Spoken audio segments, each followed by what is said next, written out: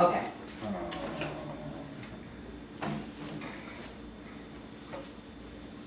Yeah, no, you're ready for this film already. Okay. All right, so. Okay, I'm like, why do I look like the camera moved? But, okay, so how did your siblings feel about you two getting together? Okay, after we, went home, they met her, and then she was very impressive. They thought she was nice. Say good job. They give you dab. Very good. Yeah, wow. And I know that made No, you feel. the main thing was, like, I was kind of independent person, independent minded. Okay. Kind of knew what I wanted. Okay. And since I was the oldest among my siblings, only my brother, he was older. But he was never around that much. Okay. So I kind of like had my own decision as to what I wanted. Okay, so now how did your parents feel about everything? My mom really liked him because she met him a lot. Okay. And so she said, "Oh, he a nice boy. Let me invite him over to the house." So back then, how was it then when he got invited over to the house? Oh, it was nice. Okay. We surprised him with a brand new coat. Wow. That's nice. Yeah. Wow. To let him know we loved him. That's Aw, awesome. Yeah. That's awesome. Nice. I didn't get no coat. Nice. young I man. buy him things. Yeah. No. Well, He is really a nice young man. He really is. How long did you keep that coat?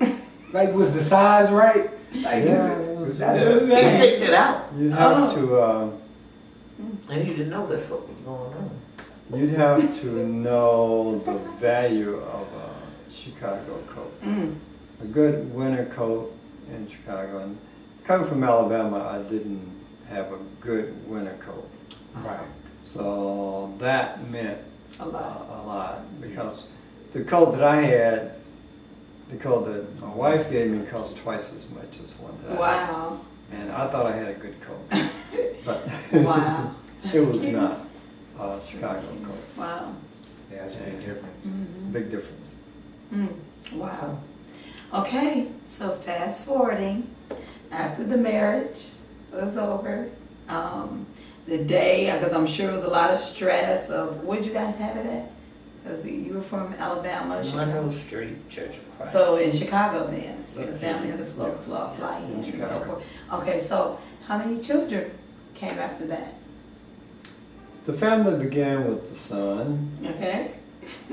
Was this like right after the marriage, y'all just Yeah. got straight into it? No time Yeah. wasted. We done did 5 years a day. We did. It was right A year later, my son was born, and a year later after that, my daughter was born, and we waited 2 years before my third child was born.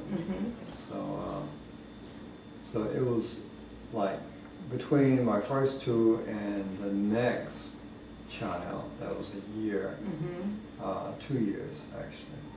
So it kind of gave us a little time to kind of get the first two up, Right. and they at least they were walking, but they were on babies and walking around. Okay, so my understanding, so 6 children, so all about a year or 2 apart. Right. So back to Something back, like that, yeah. back to back. And And y'all I told him I wanted to have a big family. and- Yeah, she did. Yeah. Okay. I didn't coach a lot when I was younger, but we gonna make it work. Just gonna let it be organic. When it comes. And you already said you wanted to have a big family. Yeah. Okay.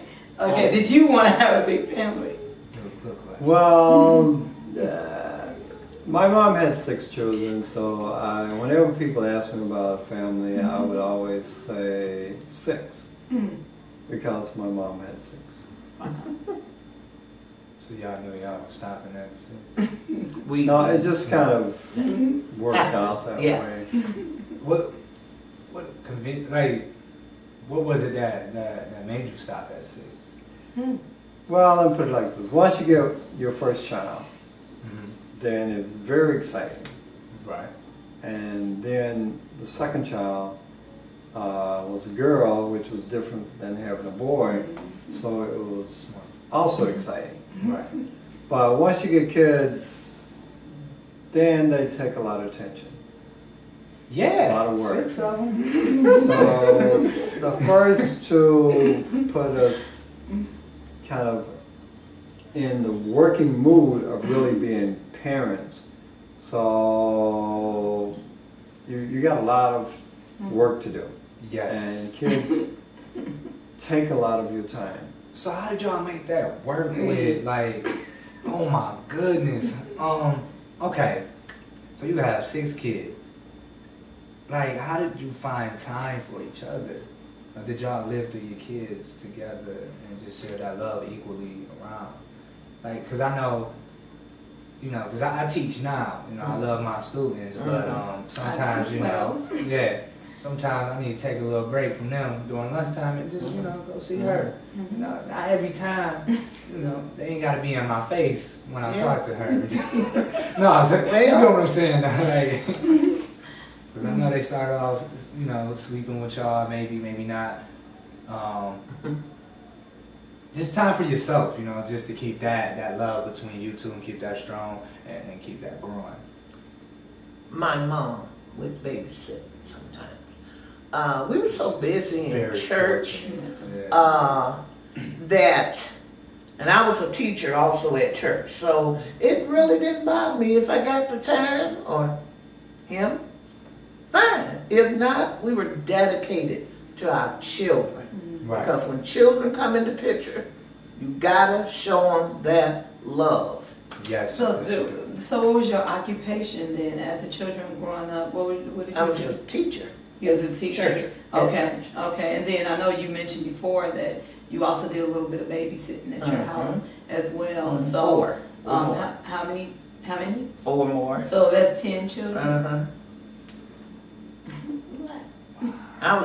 We were dedicated to those children. Wow. Mind you, I'm cleaning every day, mopping the floor, make sure it's safe for those children. And then when they want to play, I would take them all outdoors in the backyard, let them run around, play tag, whatever, right in the yard. Did you like Pop-Tarts and Lunchables? You know, because we have busy lives. Soul food, honey. Okay. So Yeah, you cooked all the yeah, time? spaghetti, greens, Okay. cornbread, beans, chicken, ham. Every day? Or like, Sweetheart, I cooked every day. Pinto beans. you still cooking like that? Yeah, but I don't cook all that heavy food anymore. Right. Okay. Yeah, I still do. what changed your eating habits then? My new job. Oh, what do you do? I work at the health club, and I do the same thing. Keep Working children. with children. Yes.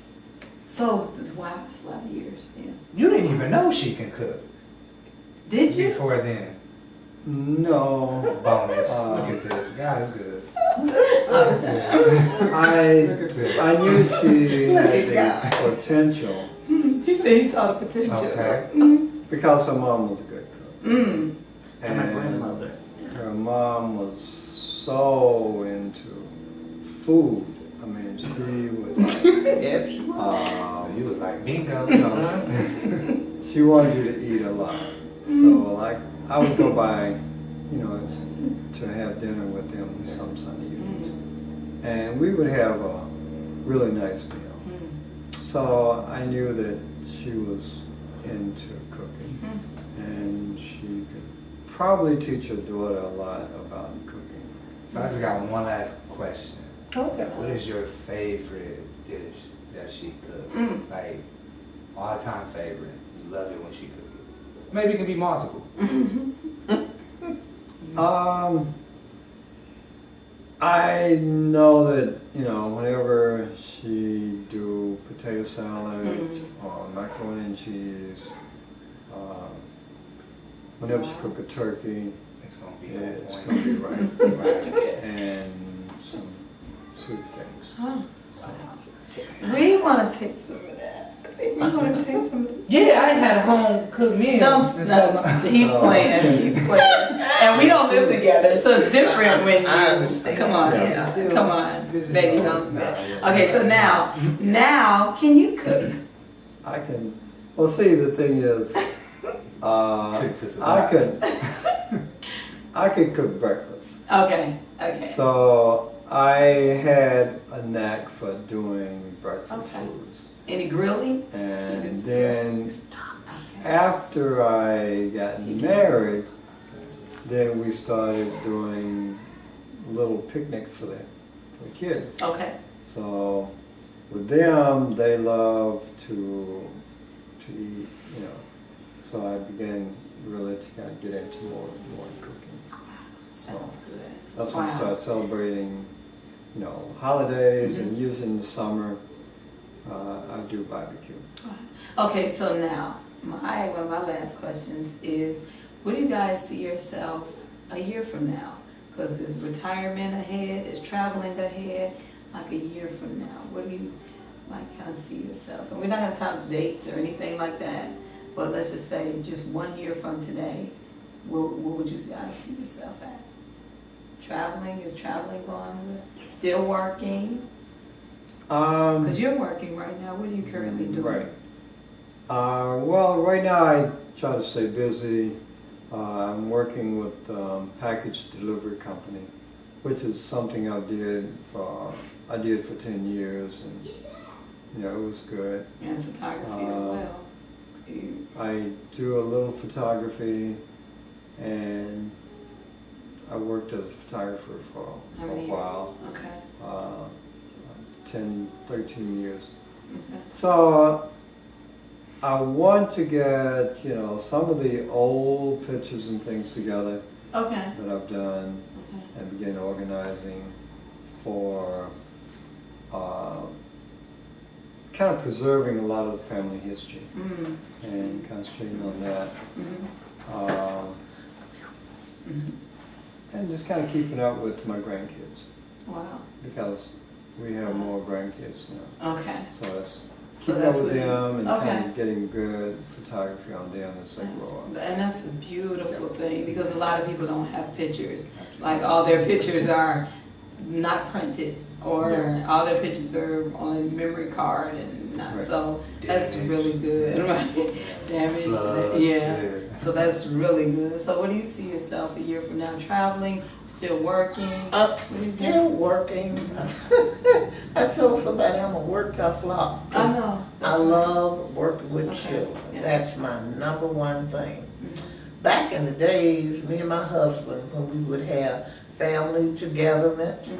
we would, like Thanksgiving, we would take pictures, have the food there, have the kids singing. Oh, we just had a beautiful time. We have people come over Mhm. and we just have a wonderful time, even on the 4th, maybe all those holidays. So, but you mentioned in family food, were there ever any arguments, ever? Well, everybody's gonna have their days, Okay. but we would try not to let the kids hear it. That's good. Right. And if we have misunderstandings, we'll Mhm. talk it out. There's no perfect marriage nowhere. You learn to work together, reason together, and iron it out. Right. There's no perfect relationship. No, period. no. Yeah. No. But I say this, there's so many people that wanna fight, fist fight, and say, I want a divorce, and then separate. That's not the answer. So what's one thing you guys can give to us as we proceed on, just trying to see if we're gonna get married or not? I would say, number one, make sure you love him or you love her. Okay? Don't look for beauty. Look for what you're looking for in a woman and a man. And make sure they're not one that run the streets. Okay? Because that's, In a negative way. yeah, Right, right. right. Because we both run the Right, that's what I meant. And sit down and talk with each other and say, well, hon, Communication. yeah, communication. honey, we're gonna try to do it like this, do it Okay. like that. And then once you figure that out, Mhm. it's time to get hitched. Okay. What would you tell us? What do we take? Well, I know that, you know, when you're young, you got a lot of energy, you can do a lot of things, and you often have an idea of where you want to go and what you want to do. But the fact that you're two individuals, you have an idea of what you want for your future, and this person's going to help you get it. And he has an idea of what he wants, and you're going to help him get what he wants. The conflict come in when you think he should be helping you get something that you want, and he think you should be helping him get something that he wants, and the two goals conflict with each other. And that's where being able to compromise and say, okay, well, let's do this. Let's work with your project. Or I'll just wait, you know, on mine. Or we'll just forget about what I want to do, and we'll work with what you want to do. Being able to set aside your ambition and work with someone else's ambition, their goals, help them reach their goals, is a self-discipline type thing. And if you don't have self-discipline, it doesn't matter what the goal is, or how much money is involved, or how much it's going to influence what you get in achieve in the future. That person will always feel like, I'm not being heard. And I feel like my whole next 10 years I'm not going to be heard. So they just feel hurt when there's something done that will emotionally give them a setback. And if you're emotionally hurt, it's hard to put that into words. Yeah. It's hard. And men have very difficult time putting it into words. Women are very easy to express themselves and get their, you know, their mind cleared, whereas a man tends to ball it up and kind of let it eat on him and eat on him. Dissolve on his own. And when you see a person is just not being themselves, then it has to be something where you sit down at a table, talk through it. And if you can't talk through it, you got to get someone that's a counselor that can officially talk you through it. Because if you don't get it out and the person will say it, and now you may not be able to good at saying, expressing words, put it in a letter, write it down. But if you get it out of you and that other person get it into their head as what is really going on, then you got a better chance of stopping it. But you got to get to the bottom of it. Okay. Yeah. I appreciate that. We appreciate that. So, you know, just being honest with yourself and communication, Right. you know, and working together and loving the person for them more than just how they look on the outside, but rather the inside. Right. And self-discipline, which is really a key. That's very key to me. That's amazing. We appreciate that advice. Yeah. Thank you so much. This was beautiful. We got a lot to think about and to take these notes to our counselor. So thank you. Thank you. Thank you. Thank you. Welcome. Right now. Wow, very good. Stay right here. Wow.